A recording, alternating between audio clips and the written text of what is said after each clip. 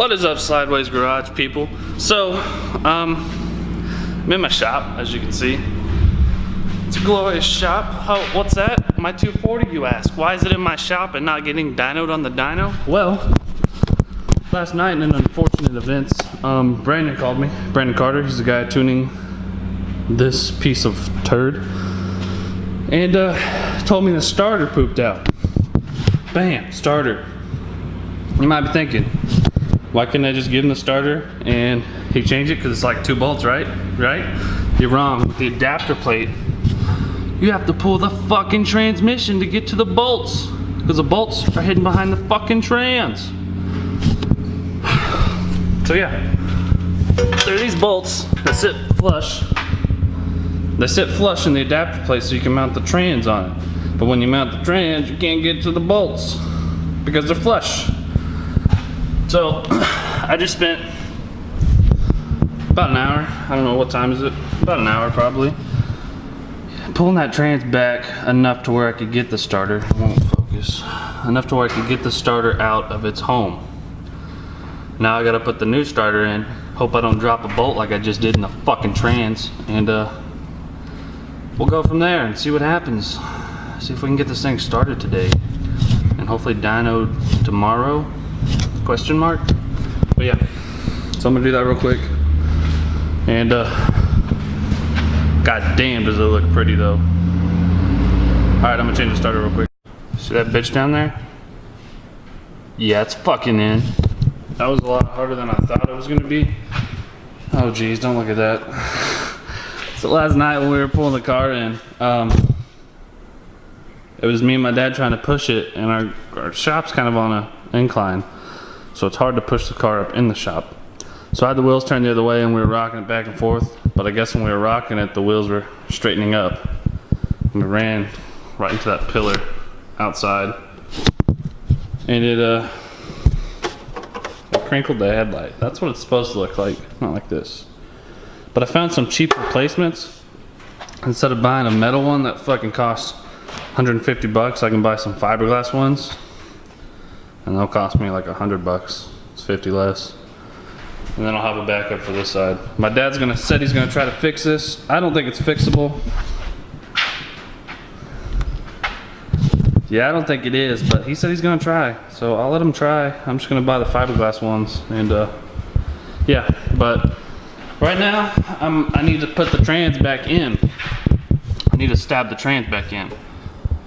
But stabbing the trans by myself is extremely difficult. Difficult level 100. So yeah, I'm gonna try to do it, but I really need like Christian or Daniel to come over and help me use their retard strength that they have. But that's where I'm at right now. There's a Jimmy that we talked about on the podcast. If you guys aren't watching our podcasts, go watch them. It's just a sneak peek. We talk about what's happening, the plans. We'll talk about drift events after the drift event is over. So go watch the podcast. I think you'll enjoy it. It's just us talking, having fun. But there's old Jimmy in all its glory. We're thinking about KA swapping it, which would be pretty sick, I think. KA swap with the 240 version 1 out the hood exhaust. Big fat intercooler for a grill. But yeah, I think that would be pretty cool. A KA swap Jimmy. And if we decide to put a manual in it, I know just a place to get a manual trans. But we might put like a TH400 in it because it'll bolt in. And they make a kit for a KA to TH400. So stay tuned for the Jimmy build, or we might scrap it. I'm kind of unsure on what we're gonna do. Here's a sheet of aluminum I have for the firewall and the 240. If you guys haven't got to look at the wiring job he did, man, he did a phenomenal job. This was all cluttered with wires back and forth. Like the wires probably came out to like here. It was bad. Bad. So he got rid of a shit ton of wires. And wired up the gauges. We have a cutoff switch now to pass tech. And it cuts off power to the whole system. So after I get the trans in, I'm going to try to put this Turbo Smart boost controller in so we can turn up the boost tomorrow. Because you know, we're hitting the dyno again tomorrow. We have to. Have to hit the dyno again. We got to make some numbers. We got to make numbers. We think we got to figure it out, but you know, the starter went out, so my luck, right? So we got the new starter on. I'm gonna try to stab the trans. I don't think I can, but I'm gonna try as hard as I possibly can, but I really need like Daniel's retard strength to do it. So if Daniel shows up, which I think he's gonna try, we'll let you know how this goes. But yeah, that's all I got for now.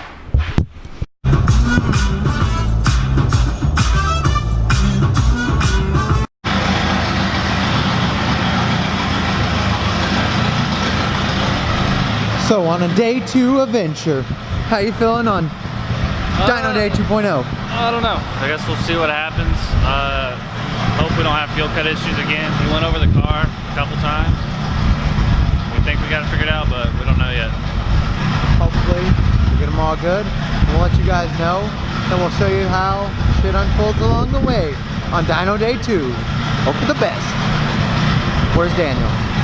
Sleeping because he's lazy. Lazy as fuck.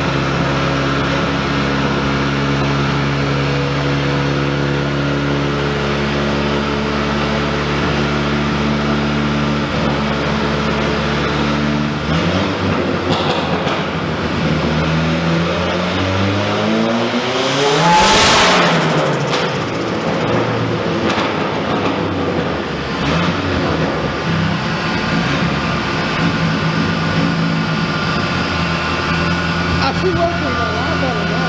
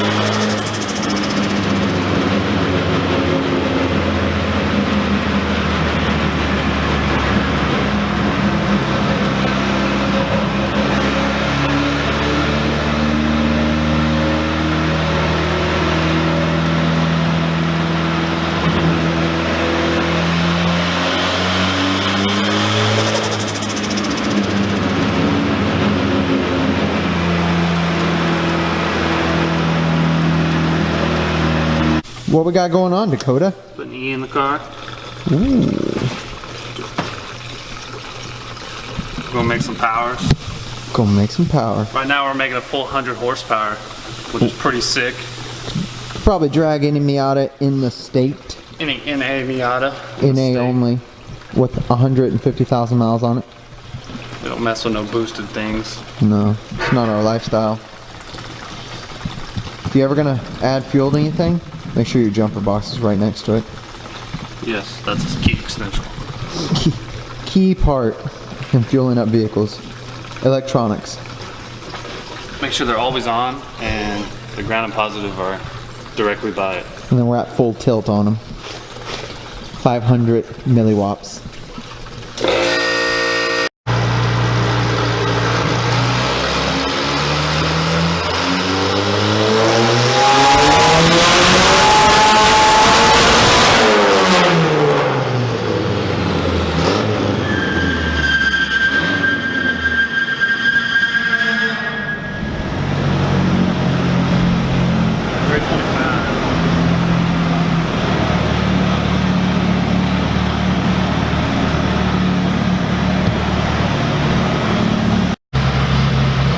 leak down test on it. That's what, you can't really see it, but it's on the radiator cap. Just to make sure we don't have a blown head gasket.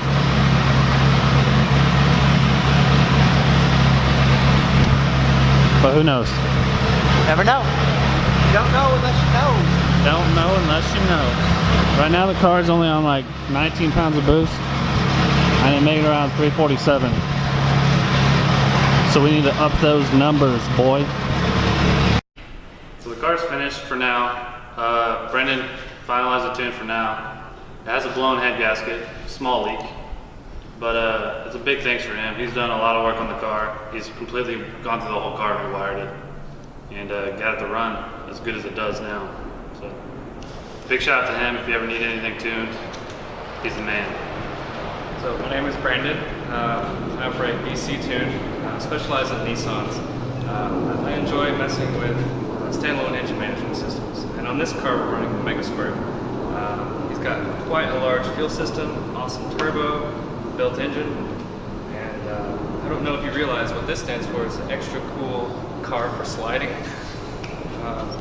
So it's meant to skid. And really happy with the way it turned out. I think that we could put a new head gasket on it and touch up the tune on the 23rd. And this thing's gonna rip. You're gonna enjoy it. I'm excited. So now I got to go home and pull the head off and redo all the work I did. Yeah, but it didn't blow up. Didn't blow up, so that's a plus. I was worried about that. Well, thank you, Brandon. I appreciate all the work you've done, and I can't wait to rip it. Oh yeah, you're gonna love it. And if someone needs to find Brandon in OKC, Hit him up on Facebook at BC Tunes. That's where you can reach out to him. It's facebook.com/Nismopolitan, and that's where you'll find my Facebook page. Link will be in the description. no, it won't. Yes, it will. Never does. Bye.